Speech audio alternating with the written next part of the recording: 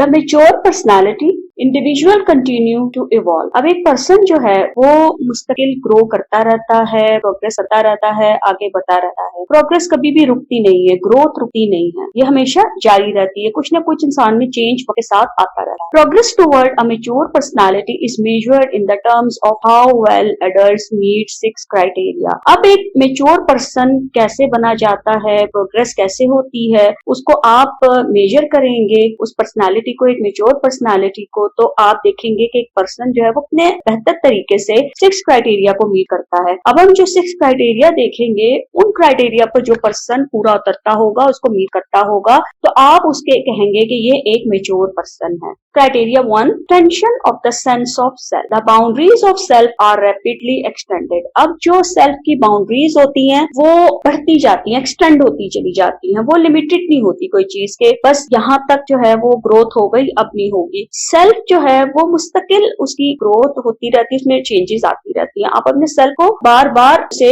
Evaluate भी कर सकते हैं, उसका एनालिसिस भी कर सकते हैं, और उसमें अगर कहीं आपको कोई कमी नजर आती है तो आप उसको दूर भी कर सकते हैं। तो वक्त के साथ आपका सेंस ऑफ सेल्फ जो है वो फर्दर स्ट्रॉन्ग होता है, वो स्ट्रेंथन हो सकता है, उसकी खराबियां दूर हो सकती हैं। The welfare of someone else become important to one's own, in fact identical to one's own. अब जब आपका सेल्फ एक्सटेंड करता है, अपने हवाले से, अपनी वेलफेयर के हवाले से बात करते हैं, तो यहाँ पर दूसरे की वेलफेयर भी आपके लिए इम्पोर्टेंट हो जाती है। आप दूसरे की खुशी को, उसके इश्यूज को अहमियत देते हैं, दूसरों की भी आराम का जो है ख्याल रखते हैं, और उसको भी अपनी जात के साथ जो है वो आप आइडेंटिफाई करने की कोशिश करते हैं। तो यहाँ पर इंसान जो है वो सिर्फ अपने हवाले से नहीं सोच रहा होता, बल्कि वो दूसरों के हवाले से भी सोच रहा होता है। As maturity advances, loneliness is reflected in new ambitions, new membership, new ideas, new friend, new hobbies and above all one's vocation. अब जो मेच्योरिटी है वो जैसे जैसे बढ़ती चली जाती है,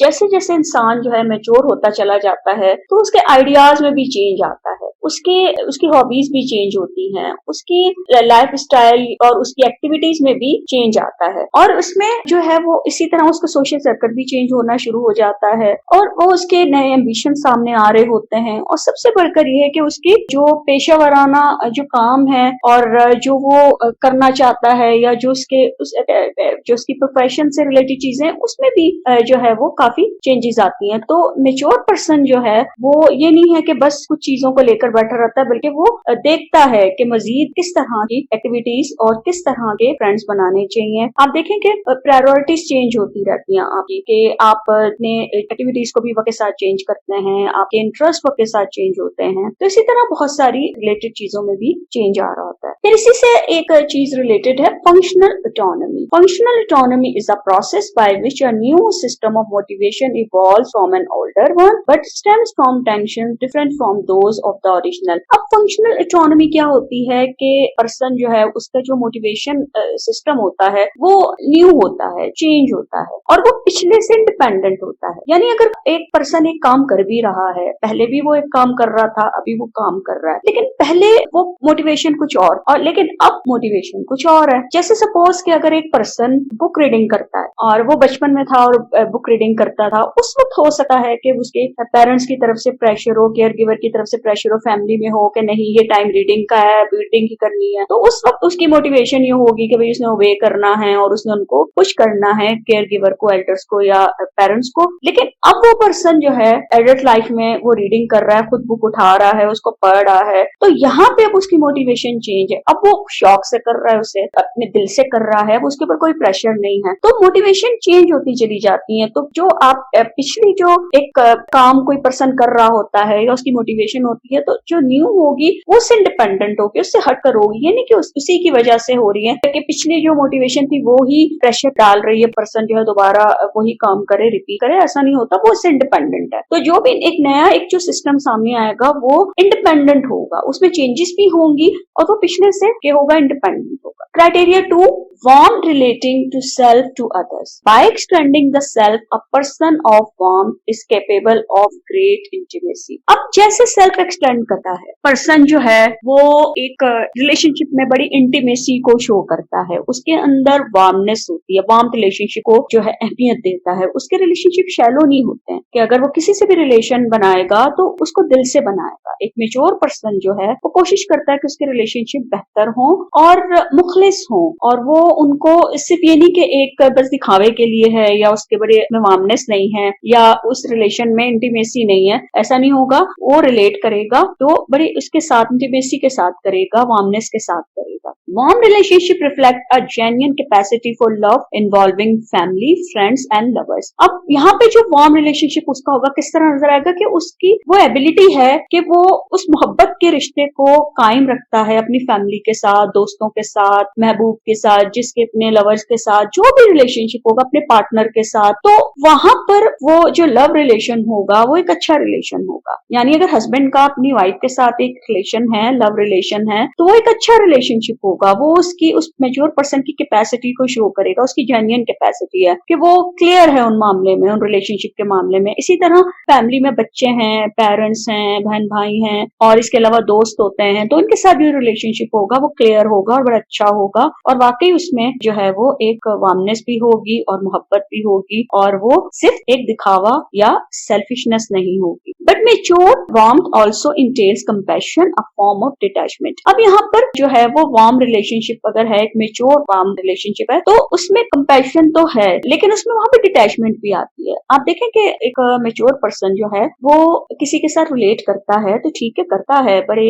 खुलूस के साथ करता है, अच्छे तरीके से करता है, लेकिन वो खुद को डिटैच करना भी जानता है। इमोशनली इतना डिपेंडेंट नहीं होता, फ्यूज नहीं होता कि वो रह ना सके और वो डिपेंडेंट होके रह जाए, इमोशनली इतना डिपेंडेंट हो कि वो कुछ काम करने के काबिल ना रहे और वो इतने ज्यादा इमोशनली इन्वॉल्वमेंट हो कि जब जरूरत पड़े तो रिक्वायरमेंट के बावजूद जो है, सिचुएशन की डिमांड के बावजूद वो खुद को डिटैच ना कर पाए। तो मैच्योर पर्सनैलिटी में ये एबिलिटी मौजूद होती है कि उनके रिलेशनशिप में मोहब्बत और एक वो कंपैशन तो होता है लेकिन उसके साथ डिटैचमेंट भी नजर आए। Criteria 3, emotional security, self acceptance. Self acceptance includes avoidance of overreaction to drive और gut tissue needs. Mature person जो है उसकी इमोशनल सिक्योरिटी का जो है वो बहुत ज्यादा ख्याल रखते हैं, सेल्फ को एक्सेप्ट करते हैं। सबसे बड़ी बात उनके अंदर एक्सेप्टेंस होती है कि हम ये हैं, हमारा लेवल ये है, हमारे अंदर ये वीकनेसेस हैं, हमारी ये स्ट्रेंथ है। और ये मैच्योर जो पर्सन होते हैं जब इनके अंदर सेल्फ एक्सेप्टेंस होती है तो ये ओवर रिएक्ट होने से कोशिश करते हैं कि जिस हद तक बचा जा सके बचा जाए। और इमोशनल जो नीड्स होती हैं टिश्यू की, उसको भी, इमोशनल नीड्स को भी एक हद तक करते हैं सेटिस्फाई करने की कोशिश, लेकिन ये नहीं करते कि बस उस पर डिपेंडेंट होकर रह जाएं और उसी को करते रहें, मतलब ओवर रिएक्ट नहीं करते हैं। ये कोशिश इनकी यही होती है कि ये उन चीजों को अवॉइड करें। Mature people are neither constantly seeking sexual gratification nor prudish and depressed about sex. अब इनके अंदर यही क्वालिटी होती है कि ये किसी भी तरह जो है वो किसी भी मामले में ना तो ये बहुत ज्यादा उस चीज में इन्वॉल्व होते हैं कि उनको बस अपनी ग्रेटिफिकेशन हर हाल में चाहिए और हद से ज्यादा चाहिए, या कभी अगर नहीं नीड की ग्रेटिफिकेशन हो रही है तो ये बर्दाश्त नहीं कर पाएंगे, जैसे एक प्रॉब्लमेटिक पर्सनालिटी के साथ होता है। लेकिन मैच्योर पर्सन में ये सलाहियत होती है कि वो नीड को ग्रेटिफाई तो करते हैं जब उनको जरूरत होती है, लेकिन ऐसा नहीं है कि बस क्या हर वक्त करते रहें या फिर इस तरह के हैं कि अपनी उन थॉट्स को दबाते रहें, अपनी नीड को दबाते रहें, या जो है वो उससे जो है वो नैरो माइंडेड होकर सोचें किसी चीज के हवाले से। इस तरह नहीं होगा ना, ये जो है वो कंटिन्यूसली नीड के पीछे भागते रहेंगे, उसको ग्रेटिफाई करने की कोशिश में लगे रहेंगे, ना ऐसा करेंगे और ना ही ये तंग नजरी का इजहार करेंगे या चीजों को अपनी दबाएंगे, अपनी ख्वाहिशों को दबाएंगे कि अपनी ग्रेटिफिकेशन ही ना चाहें किसी भी फेयर से या किसी भी वजह से। तो इनके बड़ा बैलेंस एक एटीट्यूड आपको नजर आएगा, ये अपनी नीड को फुलफिल भी करते हैं, उसकी ग्रेटिफिकेशन की कोशिश भी करते हैं, और ऐसा भी होता है कि अगर किसी सिचुएशन में इनकी वो नीड फुलफिल ना हो रही हो, चाहे वो कोई भी नीड हो, तो ये उस सिचुएशन को टॉलरेट भी करते हैं। इसीलिए ये मैच्योर पीपल कहलाते हैं। Frustration tolerance, self self accepting persons have high frustration tolerance when things go wrong. अब इनके अंदर एक और बड़ी एबिलिटी मौजूद होती है कि ये फ्रस्ट्रेशन को बर्दाश्त करने की सलाहियत रखते हैं। जब मामला गलत होते हैं, कोई प्रॉब्लमेटिक सिचुएशन होती है हद से ज्यादा,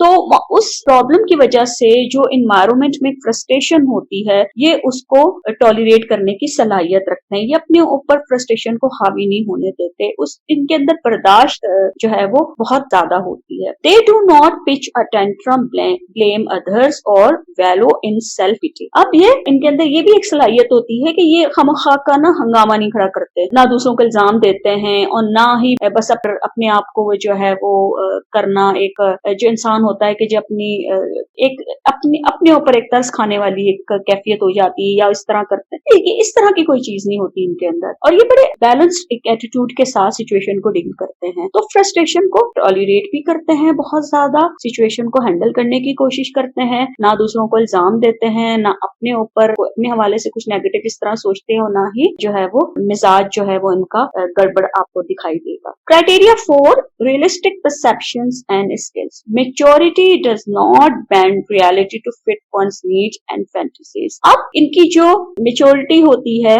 वो नीड या फैंटेसीज के साथ जो है वो नहीं होती, रियलिटी को मिक्स नहीं होने दी। कि जैसे इनको पता होता है ये इनकी नीड है, इनको अपनी फैंटेसी में रियलिटी में फर्क करना समझ में आता है, इनको ये दोनों तरह की चीजों को समझ आता है। रियलिस्टिक और अनरियलिस्टिक में ये डिफरेंशिएट कर सकते हैं, इनका परसेप्शन बड़ा क्लियर होता है। The mature person seems to see things more clearly than others and thus has more wisdom than others. तो कोई भी सिचुएशन होती है तो ये डिफरेंशिएट कर सकते हैं, रियलिटी को फैंटेसी से अलग कर सकते हैं। इनको ये भी बड़ी क्लियर होती है कि ये मेरी नीड है, ये मैं सोच रहा हूँ, ये मेरा ख्याल है, ये मेरा वहम है। तो मामलात के हवाले से ये बड़ा क्लियर विजन रखते हैं और इनकी विजडम भी जो है वो और लोगों के मुकाबले में इनकी ज्यादा होती है। ये बड़ी हिकमत का इस्तेमाल आप समझने के बहुत अच्छा करना जानते हैं, लॉजिक का यूज करते हैं, अपने जहन को इस्तेमाल करते हैं, रीजन फाइंड आउट करने की कोशिश करते हैं। जैसे हमने पहले वो रैशनल कूपर का पढ़ा था उनकी पर्सनालिटी डेवलपमेंट में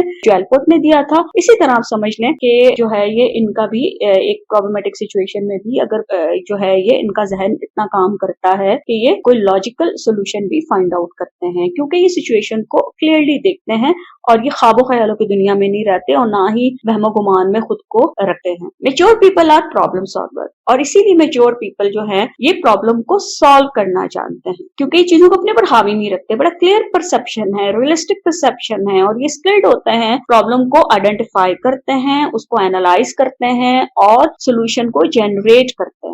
ना कि प्रॉब्लमेटिक सिचुएशन में हिम्मत हार के बैठ जाएं और फ्रस्ट्रेशन को हावी कर लें और ना दूसरों के लिए बेनिफिशियल हो ना खुद के लिए। लेकिन मैच्योर पर्सन बहुत सलाहियत वाले होते हैं, स्किल्स होती हैं और इनका परसेप्शन क्लियर होता है। Criteria 5, self objectification, insight and humour. A genuine sense of humour is being able to laugh at the things one loves including oneself and all that pertains to oneself and till to love that। अब जो एक genuine sense of humour है उसमें इंसान बहुत से मामलात को जो है वो देखता है और बड़े एक खुश मिजाजी के साथ और एक बड़े अच्छे उसमें माहौल में चीजों को देखता है और उन्हें लेता है, चाहे वो उसकी अपनी जात से रिलेटेड हो। और दूसरा ये है कि उनको जो है वो अच्छे तरीके से देखता है। ये समझ लें कि ना इनकी वाबस्तगी या एक दिली वाबस्तगी अगर चीजों के साथ है, अपने सेल्फ से भी है, दूसरों से भी है, तो ये उसको बड़े अच्छे तरीके से लेते हैं। अगर खुश भी होते हैं, हंसते भी हैं, जो चीजें इन्हें बड़ी प्यारी होती हैं, ये जो लोग इन्हें बड़े प्यारे होते हैं, तो उसमें भी इनका जो है एक बड़ा एक क्लियर इनका विजन होता है और ये उसको अंदाज में लेते हैं। अगर ह्यूमर को यूज करते हैं तो बड़े बेहतरीन अंदाज में करते हैं। Insightful people communicate that they know and accept their own limitations and deficiencies by laughing at their shortcomings। अब इनके अंदर इंसाइट भी होती है, इनको पता होता है कि इनके साथ क्या प्रॉब्लम है, ये अवेयर हैं, अपनी वीकनेसेस से भी अवेयर हैं, अपनी लिमिटेशन से भी अवेयर हैं, इनको अपनी डेफिशिएंसीज का भी पता है और ये उसको एक्सेप्ट भी करते हैं, जानते भी हैं और ये अपने हवाले से भी बाजुकात सेंस ऑफ ह्यूमर का इस्तेमाल कर रहे होते हैं। बाजुकात अपनी ही भी कोई बात करते करते हुए ये कोई ह्यूमर को यूज करते हैं कि लोग जो हैं वो सुन के हंस पड़ते हैं और खुश हो जाते हैं कि किस तरह कहा गया है, बात इन्होंने की कितने खूबसूरत अंदाज में। तो ऐसा नहीं है, ये अपने हवाले से भी बात करते हैं, लेकिन इनका जो भी ये डीलिंग होती है, जिस तरह इंसाइट को यूज करते हैं या ह्यूमर को यूज करते हैं, तो ये सेल्फ से रिलेटेड जो भी कर रहे होते हैं तो बड़े तरीके से करते हैं और बड़े एक लव को मेंटेन करते हुए करते हैं।